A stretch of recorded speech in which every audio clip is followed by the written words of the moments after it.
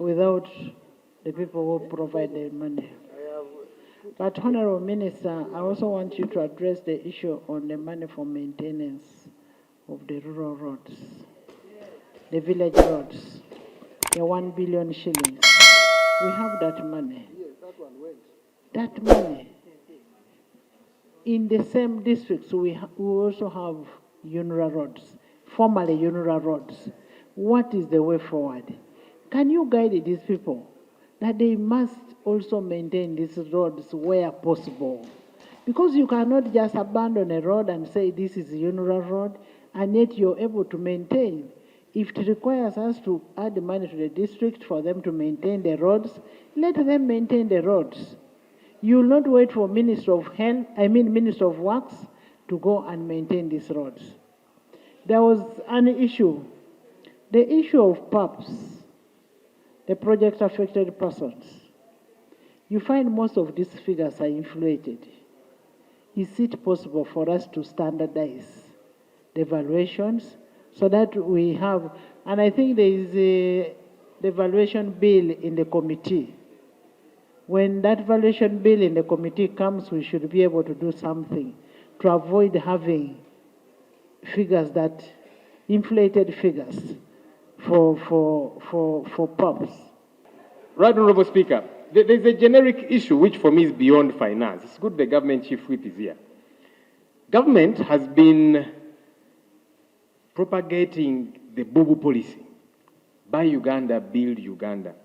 Some of the contractors that the minister is talking about are local contractors. These people's companies are closing down. They go to banks after you have given them a contract. So they go and secure a loan, a credit facility, on account of that. But because they are not getting payment from government, their businesses are closing down, the young people they are employing, joblessness and so on. The government, you can't say one thing and then do another. I get perplexed whenever these so-called foreign investors, they come here, we give them free land. We give them tax waivers. Of late, we are guaranteeing them money. I don't know what kind of investors those are that will give you land, tax waivers, and then we guarantee you money and you call yourself an investor. But we have our local investors who are going to make sure this money here gets recycled within our economic platform, if you like. Why? Maybe government needs to help us. That this Bubu thing was only for we, the citizens, that when you go to the market, buy Ugandan products. But you, government, you do not want, you want to preach water and then drink wine. You cannot tell us to buy Ugandan products, and yet you are stifling Ugandan businesses. You should be prioritizing that. For me, right, Robo, that's not a question for Minister of Finance. It's a question for government generally. It is actually connected to finance because the areas to be paid, the areas paid to the people who have worked.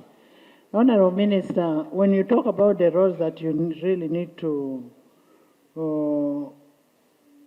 that were suspended, I want you to include Busunju, Kiboga, Hoima Road, because this is a road that is going to be checked by CAF for us to be able to host the AFCON. So you need to prioritize on that road. If you're talking about 30 billion, that is little money. You should be able to get that money, and that's a local contractor where we even gave him money. That was Abubakar. We gave that local contractor our own money as government. Then you also look at the issue of, did we budget for the equipment for districts that don't have equipment, cities? Did we budget for it? Which were identified as excessively big, and so one unit was not enough for them. And then also, you remember when we bought the equipment, we did not address the cities and municipalities and town councils. We have already provided the requirement to the Minister of Finance, and they told, the last I heard is that it has been put in the system, possibly to use the same arrangement we used in buying the 1,151 which we distributed, so that they can get those equipment. That's Honorable, about the equipment. About Busega, Busunjukiwoga Road and the contractor, right, Honorable Speaker, even when you look in some of the documents which I've given, where we spent the 420 billion, priority was given to local contractors. We gave them priority in paying for their IPCs. So we recognize their challenges because these are people whom we interface with nearly every day through their body, UNAPSEC, and we did give them some sizable amount. According to what we call the certificates which they are presented, we don't pay up front, we pay when the certificates are there. Honorable Minister, yesterday I talked about a road from Mbarara to Bushenyi. It is basically potholes. As we wait for money to work on the whole road, why don't you just work on those small potholes so that the road is usable? Just like the way you're working on Kampala, Jinja. Yes, Right Honorable Speaker, we are now in that process. We started with the Gaza Karaji Road, which had also gone deteriorated. Now we are doing Jinja. We are left only with, I think, 1 or 2 sections at Uriantete and somewhere near Chigombia. When we finished, Mavira was done. I think there's a section in Mavira which we need, where the Kenyans got an accident when we were doing the pilgrimage. So we are in that process, Right Honorable Speaker. We want to reduce on contracting for every simple work. I remember we had potholes between Mijera and Kafu, and those were done by ourselves. The unit went and treated those potholes. When we move from Jinja Road, we intend to move to Chegegwa, between Chegegwa and Chenjojo, because that section has also greatly deteriorated.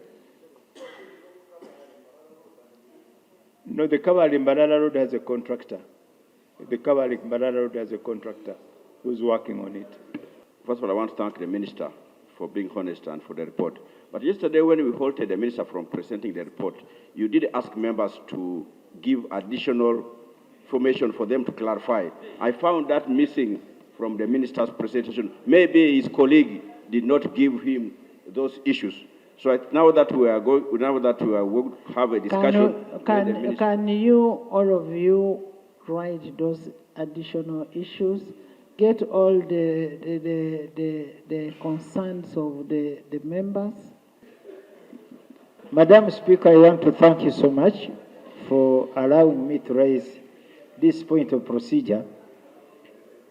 I believe this is a house of record. If issues were raised on the floor of the house, they are captured by the Hansard.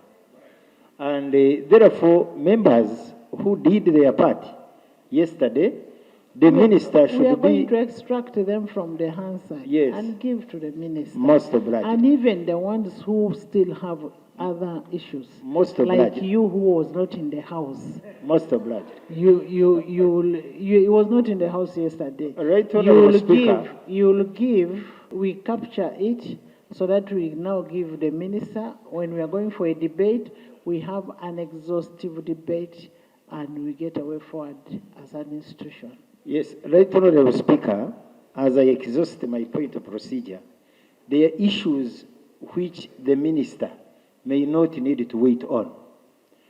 For instance, you raised the issue of UNRA roads, the roads which UNRA was working on, like trunk roads. I have 2 roads in my constituency. One is from Mabale, Burora, Rugashali to Chenzige. Another one from Mohoro, Cheterekera, and Daiga. UNRA has been maintaining it before they abolished UNRA. And recently, we gave the entire budget of UNRA to Ministry of Works.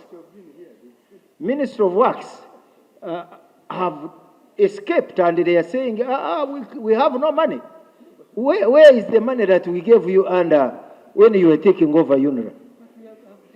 Honorable member, I have the accountability of the monies that were He's talking transferred. about these suspended Please, tarmac roads, not these trunk roads which our people are using.